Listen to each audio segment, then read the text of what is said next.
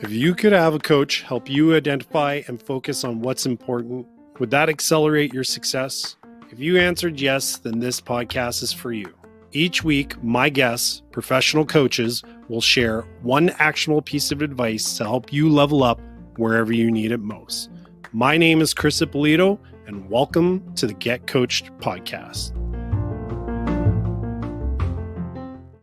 Hi, Nicole. Hi, Chris. How are you? I'm well. How are you? I'm doing great. So welcome to the Get Coached podcast.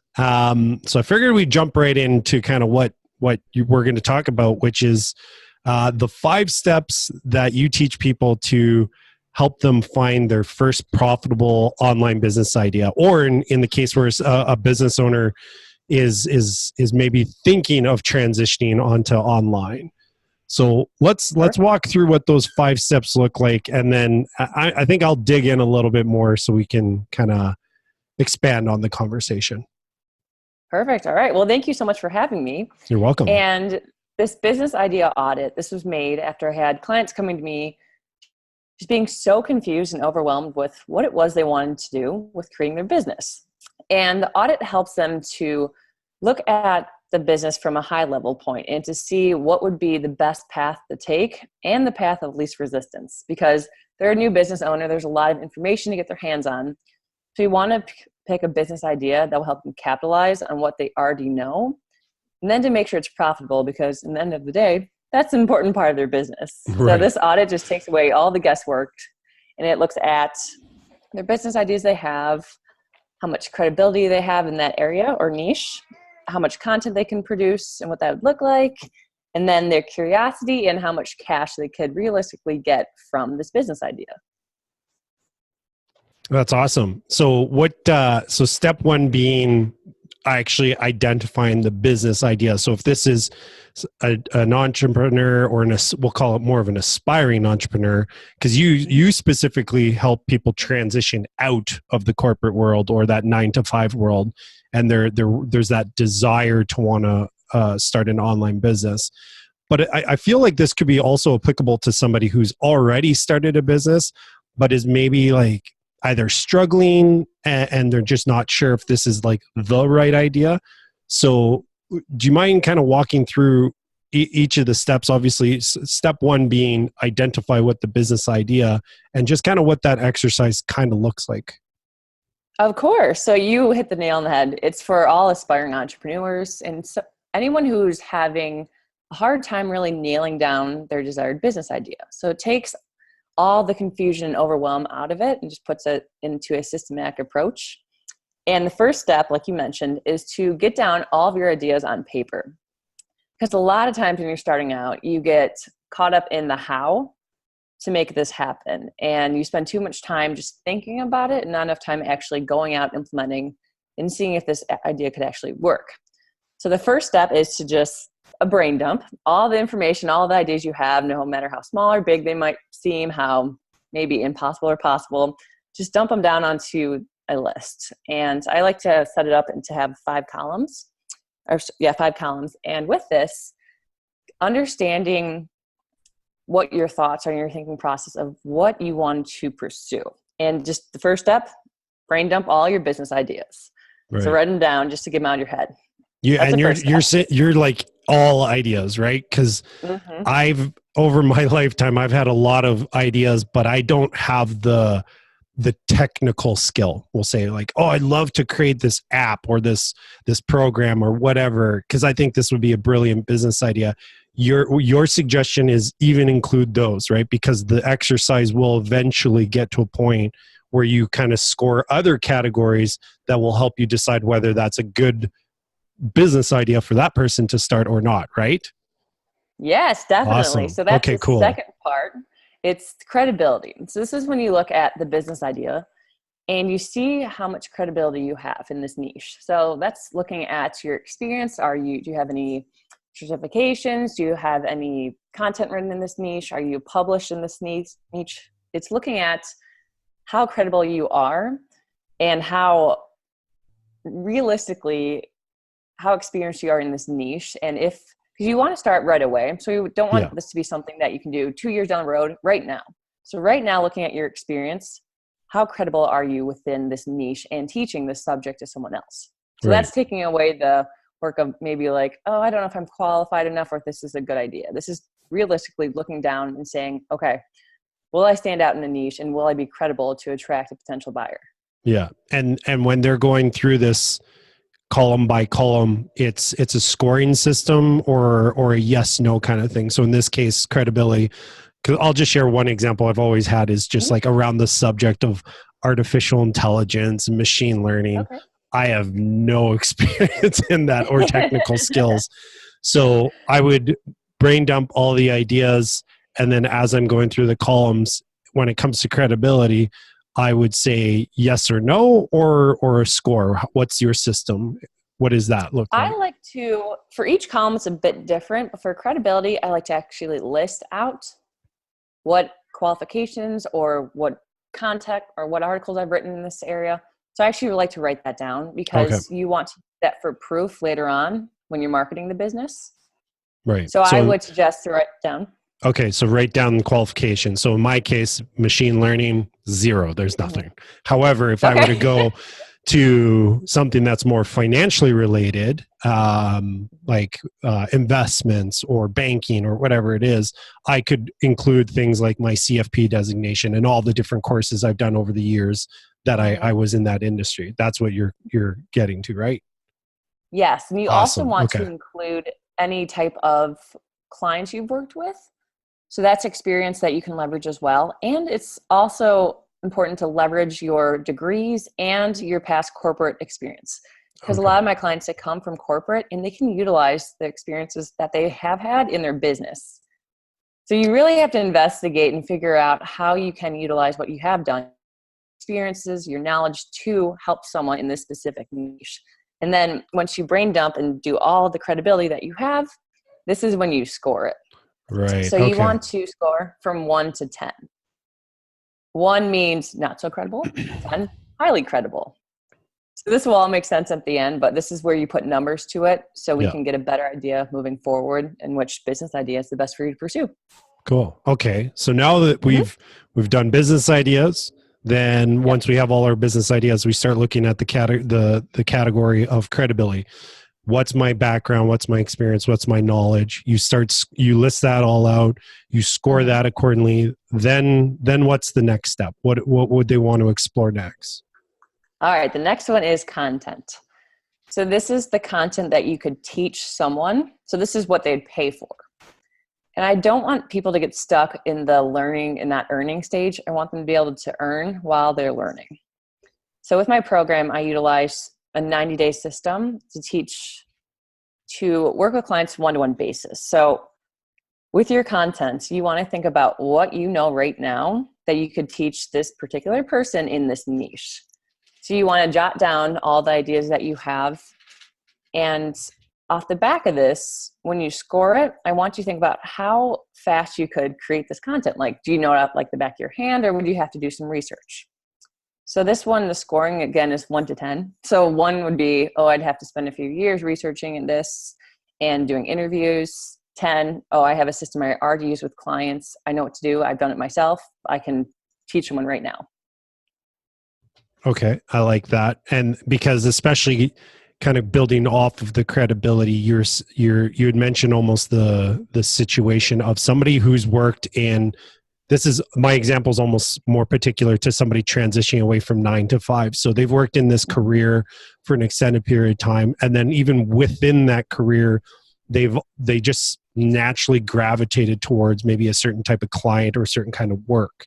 So now when they're talking about content, they're like, oh, I actually have content already created. I just didn't think of it in the sense of content. So they could take a lot of that process or those lessons that they learned over their career and create that into some form of content, being either a course or an ebook or blogs or videos. That's what you're suggesting, right? Yes, exactly. Awesome. And Okay. I would suggest for when looking at this audit for content, I always suggest people start with doing one-to-one mentorships when they're first starting a business, just so they can nail down the process and not waste time creating intellectual property before they like nail their messaging and their ideal client.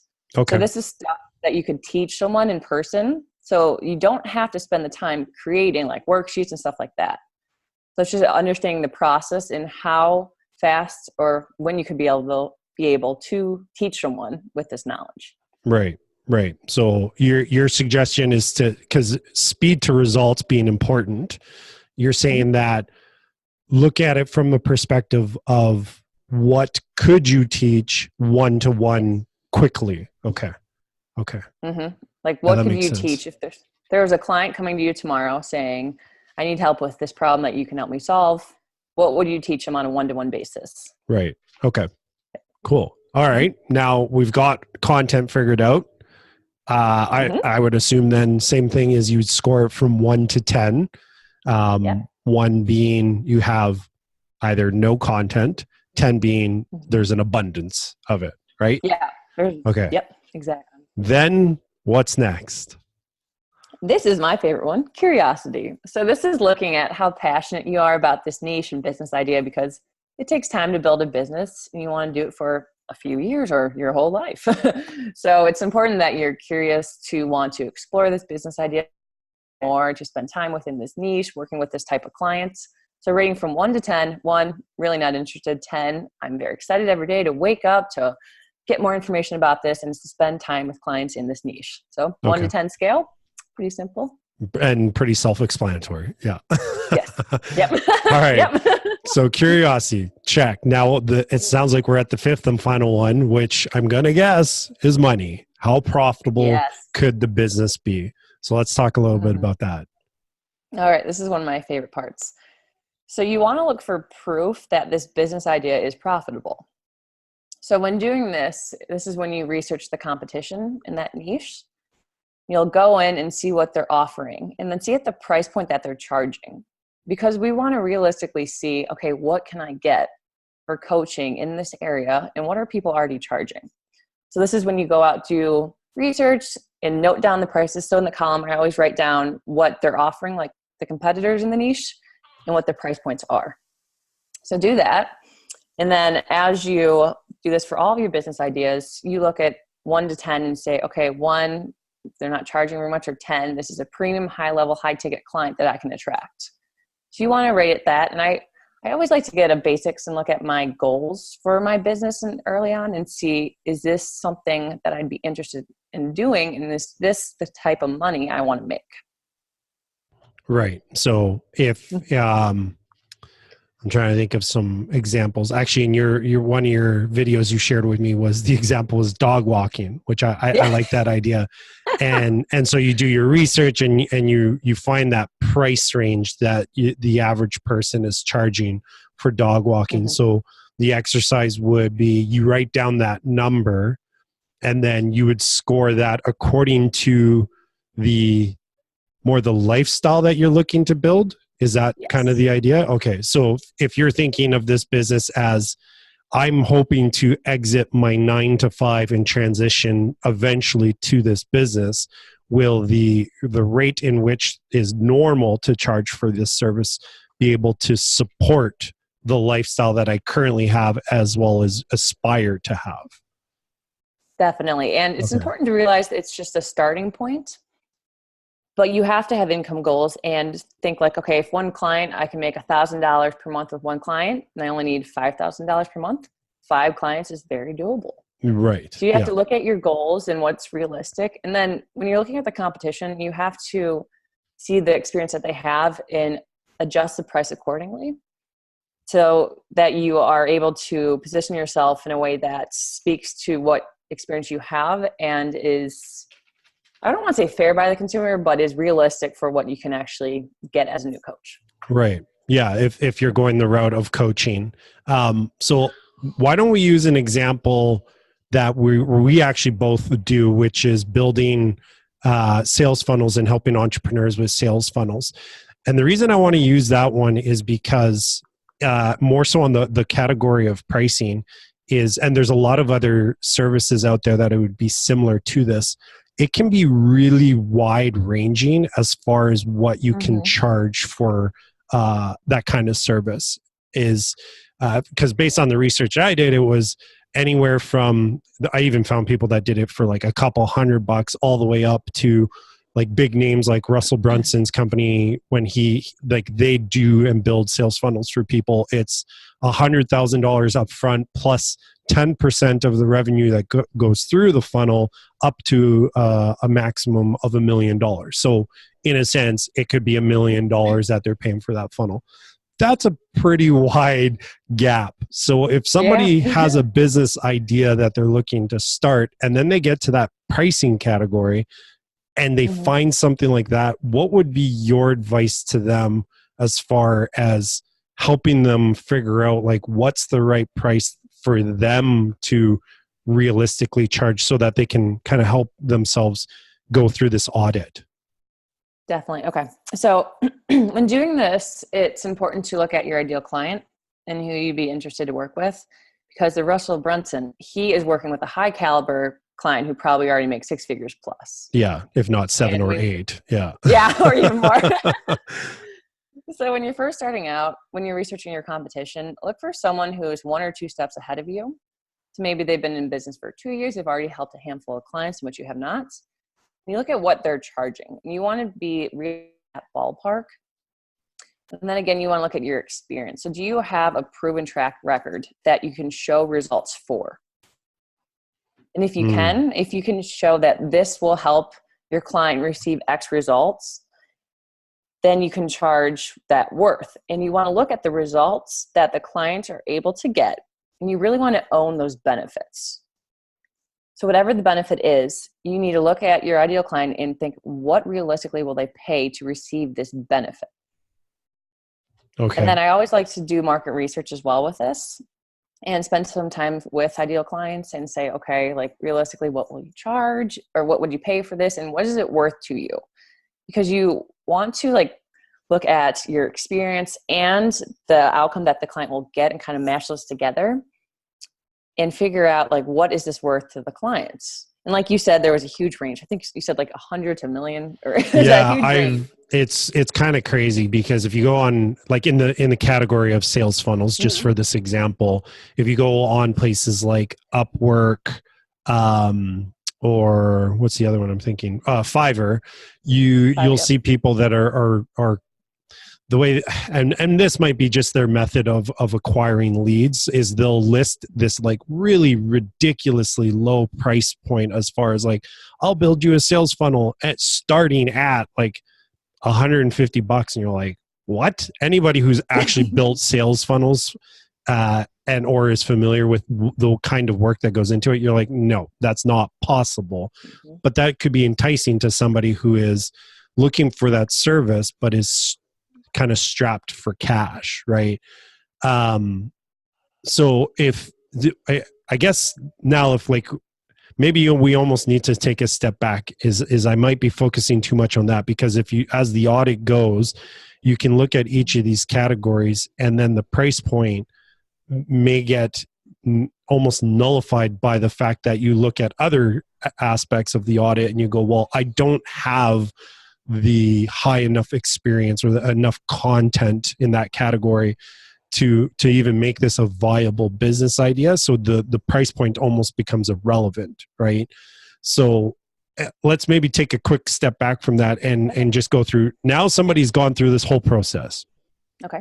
They've gone through, they've listed all their business ideas, they've started scoring the categories. Now what? What do they do next?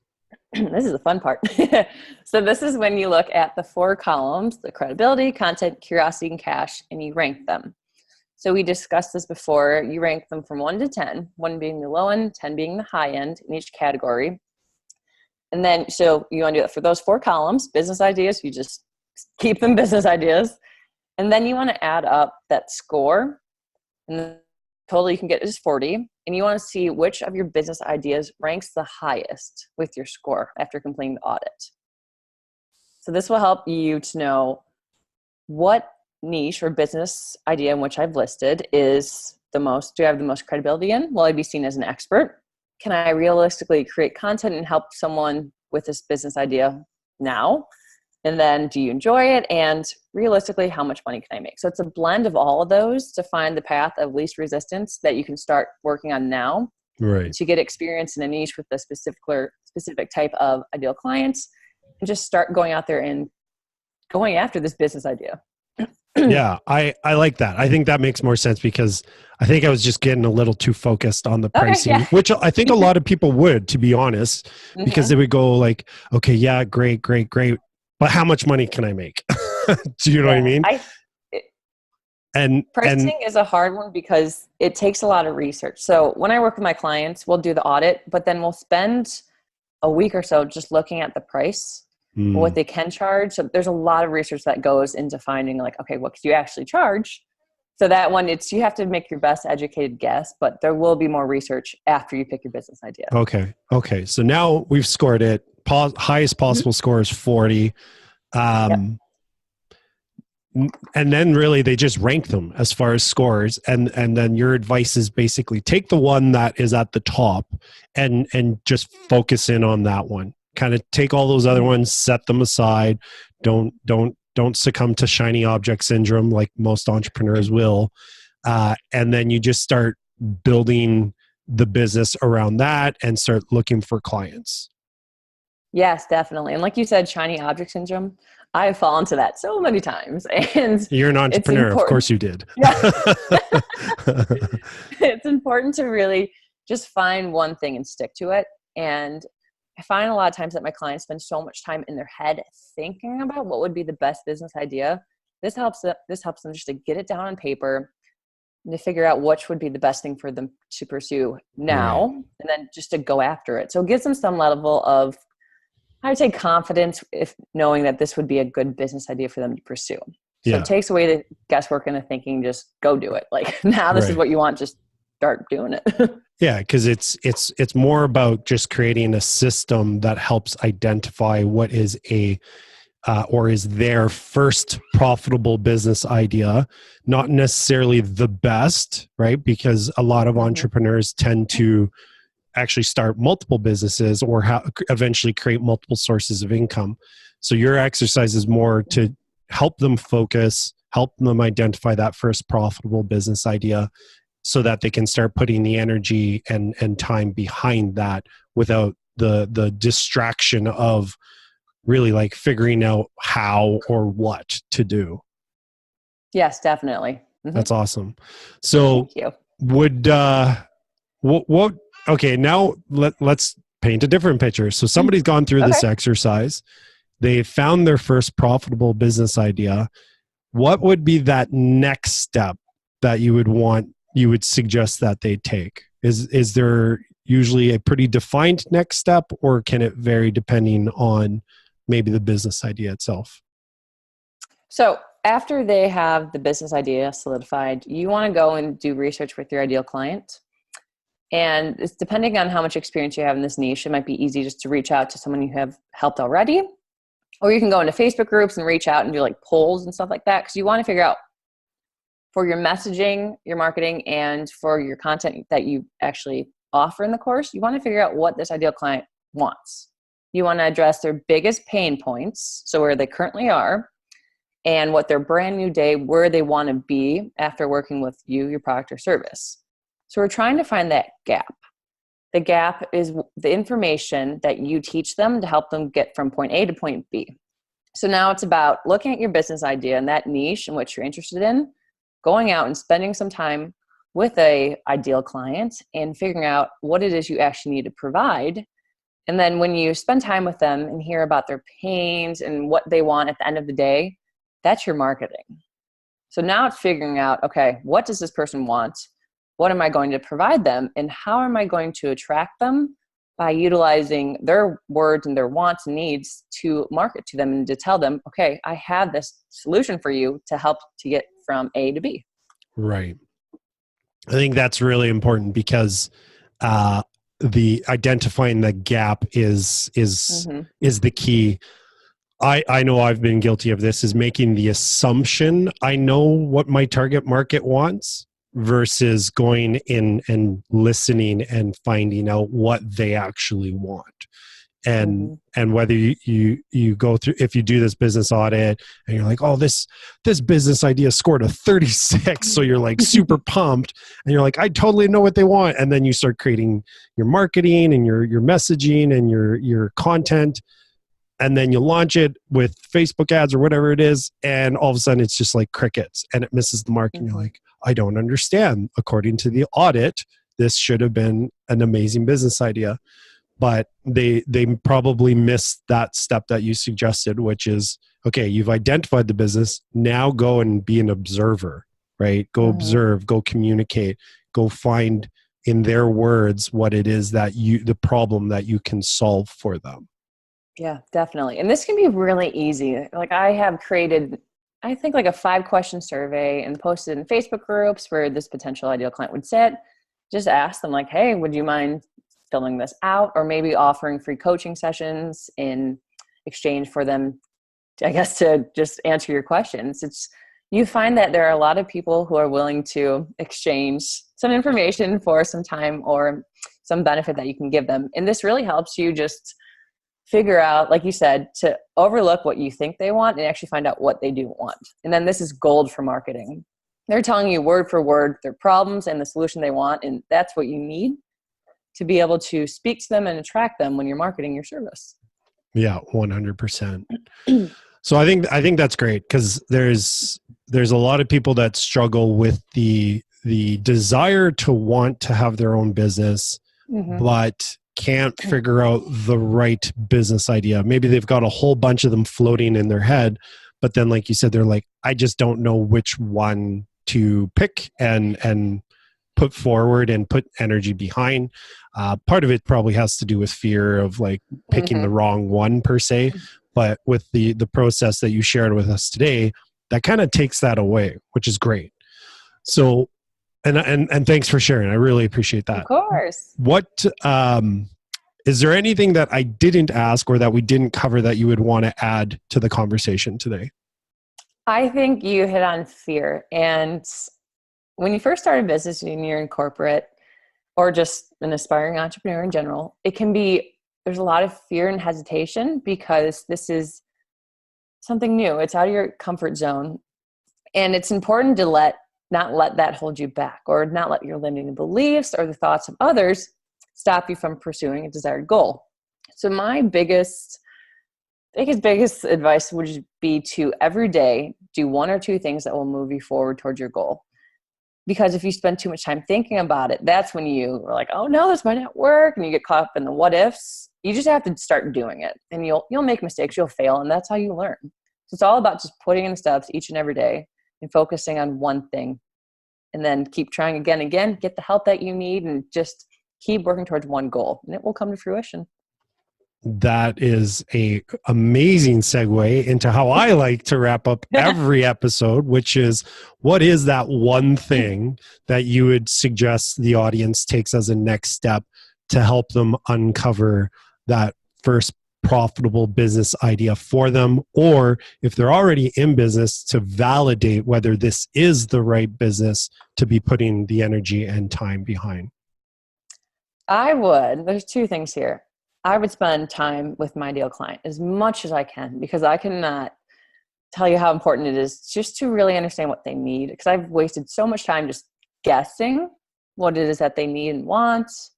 But if you spend the time with them, that will help you with all aspects of your business. And that will give you some validation that, yes, there are people out here. This is what they're struggling with. This is their situation, and this is what they want, and this is what they'll pay someone to get.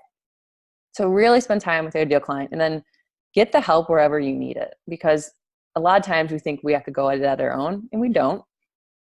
So find the help that you need just to get you on your next step and to give you the skills and knowledge that you need just to take your desired business and keep moving it forward every single day.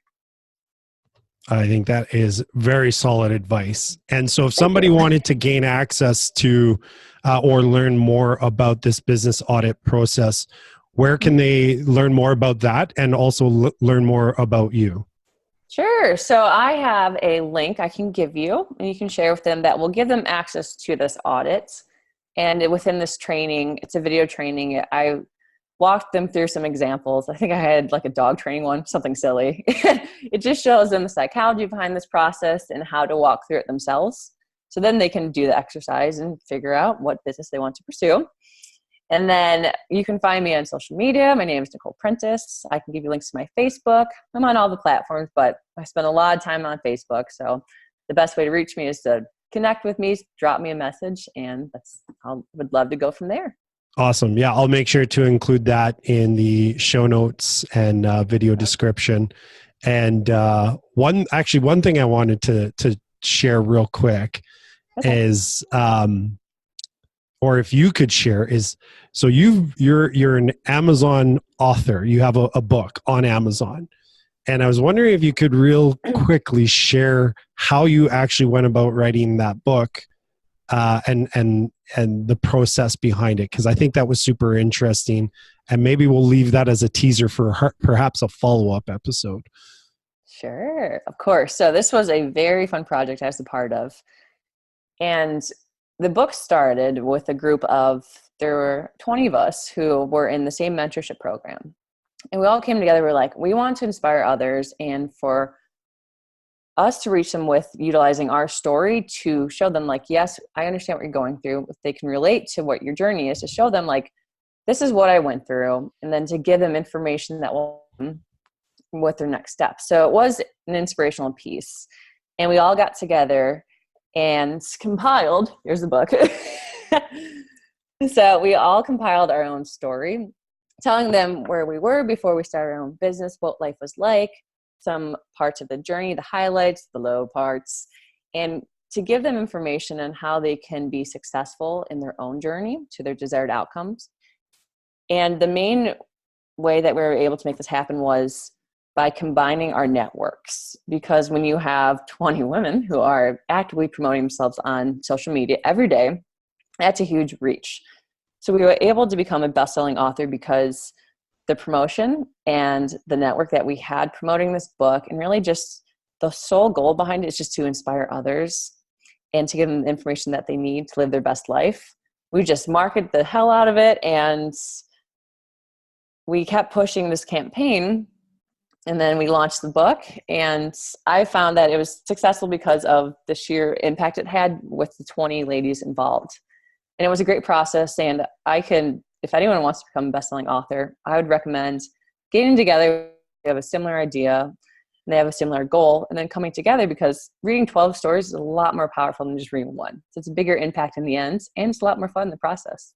Yeah, it was when you shared how you went about going, like just getting 20 people together, sharing their stories, and then putting that all together, and then that's a book. I was like, that is so brilliant. It's such a great idea. So I'd love to maybe unpack that a little bit more in a follow-up episode if you'd be open to it, because I just think there's a lot of people listening who have always desired, like, oh, I'd love to write a book, but man, like what a daunting task to write a book and publish a book. But there's so much value there as far as building authority, and just there's so much value behind it. So maybe what we'll do is, if you're open to it, is we'll reconnect later on, and we'll talk more about that whole process and that whole journey, and how somebody else could duplicate that, because I think that would be a fun episode. Yes, of course. It was a great process, and after going through it, it's simple, and I'd love to teach others how to do the same. That's awesome. Cool. Well, I really enjoyed our conversation, Nicole. So thanks a lot for being a guest, and definitely looking forward to future conversations. Of course. Thank you so much for having me. You're welcome. Take care.